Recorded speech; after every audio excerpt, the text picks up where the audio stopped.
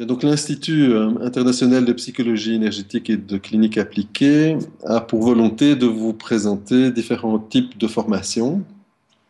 Cet institut est né parce que depuis plusieurs années, donc nous donnions diverses formations avec certains collègues orientés plus soit sur des thèmes, soit sur des outils ou des modalités qui nous semblaient intéressantes. Et ce que nous avons constaté, c'est qu'effectivement, il y avait de plus en plus de demandes de formations thématiques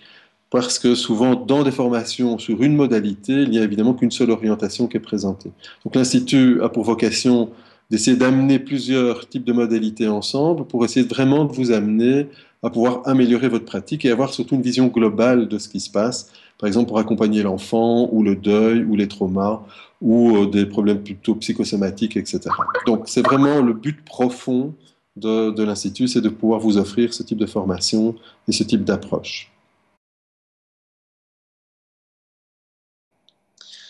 Donc au niveau des matières qui seront enseignées au sein de l'Institut, il y aura des matières relativement classiques, on verra les approches humanistes, où il y aura certaines bases de thérapie cognitivo-comportementale, mais également des approches beaucoup plus modernes comme la psychologie énergétique. La psychologie énergétique est relativement proche à la fois de l'humanisme et des TCC. Hein. Pourquoi? Pas simplement parce qu'on va travailler sur le conditionnement, le déconditionnement, par exemple, mais également on apporte une très grande attention sur la présence et sur le fait de pouvoir être dans une réelle écoute de l'aider.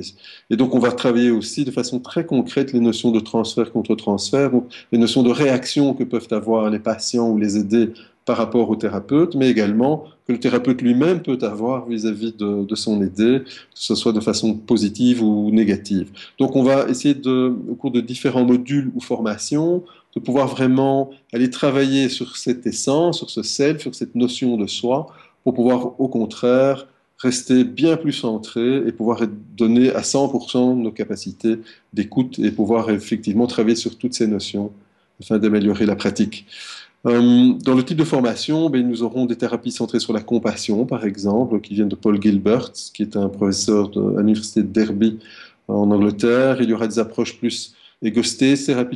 thérapies des états du moi, qui vont visiter justement comment on travaille sur des parties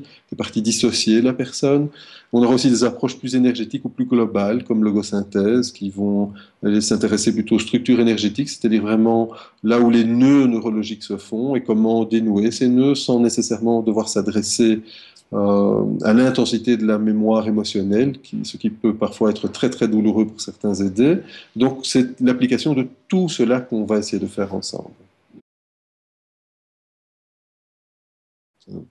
Donc,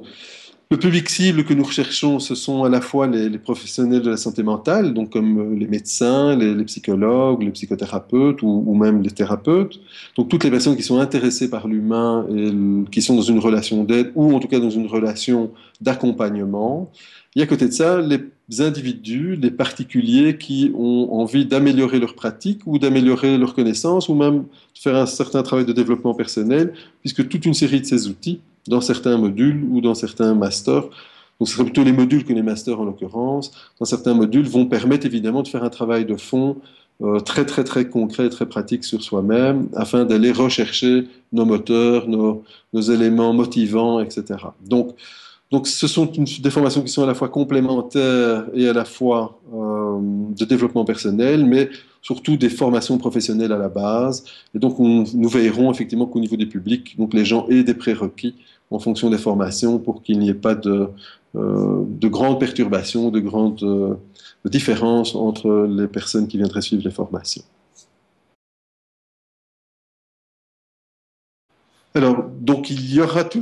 certains des modules seront enseignés au Luxembourg, d'autres formations seront enseignées tant en Belgique qu'au Luxembourg, qu'en Suisse, qu'en France, et peut-être même dans d'autres pays d'ailleurs, puisqu'il s'agit de formateurs qui sont reconnus au sein d'associations professionnelles internationales, qui peuvent être par exemple l'Association francophone de psychologie énergétique clinique, l'APEC, ou l'ACEP, Association for Comprehensive Energy Psychology, en sachant que certains de ces formateurs ou certaines de ces formations sont également reconnus par l'APA, l'American Psychological Association, dans le cadre des formations continues telles qu'elles doivent être suivies aux États-Unis, mais aussi dans d'autres pays comme les nôtres. Donc ces formations pourront être suivies là où la personne a envie d'aller les suivre en fonction de son espace géographique, et certaines de ces formations seront même disponibles en partie ou en tout et en partie de façon électronique par e-learning ou par téléconférence pour faciliter également donc l'accessibilité de ce type de formation.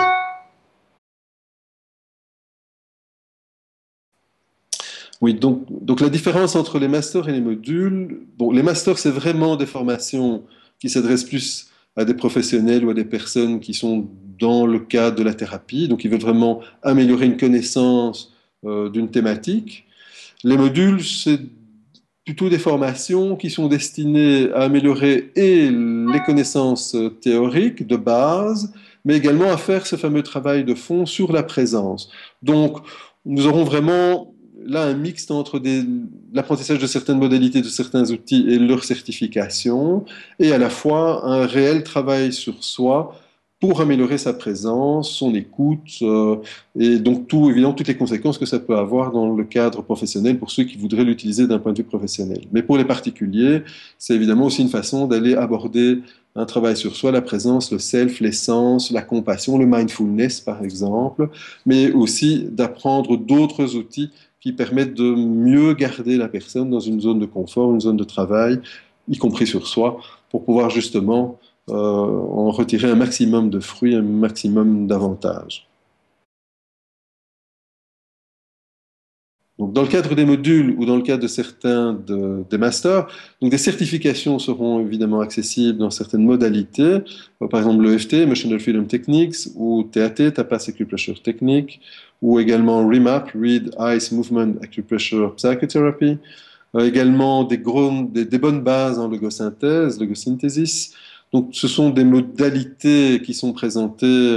relativement de façon approfondie au sein de ces formations. Le but étant que les personnes puissent ressortir avec leur certification au bout des formations en question, avec effectivement aussi une mise en place d'un système où il y aura des supervisions guidées en live, avec éventuellement des patients extérieurs en live qui viendront faire des sessions pour pouvoir permettre à certains thérapeutes qui n'auraient pas encore la capacité de recevoir à l'extérieur dans de bonnes conditions pour pouvoir justement qu'ils puissent passer leur certification et les finaliser. Et à côté de ça, éventuellement aussi donc des parties peut-être traduites pour certains des formations internationales qui nécessitent une connaissance de l'anglais. Si certaines personnes ont des difficultés en anglais au début de la formation, on mettra sur pied certainement des accompagnements sous certaines conditions évidemment, mais des accompagnements en anglais, c'est-à-dire avec quelqu'un qui pourra faire la traduction et le lien entre le formateur ou le concepteur de l'outil originel et la personne qui se ferait superviser pour obtenir sa certification. Donc, nous sommes vraiment occupés en train d'essayer de mettre en place toute une série d'accompagnements tout à fait concrets pour que la théorie ne soit plus que de la théorie, mais soit vraiment de la pratique et que soit totalement intégrée par les personnes avec un maximum de pratique sous surveillance de personnes compétentes, professionnelles et surtout expérimentées dans les domaines ou dans les thèmes ou dans les sujets abordés.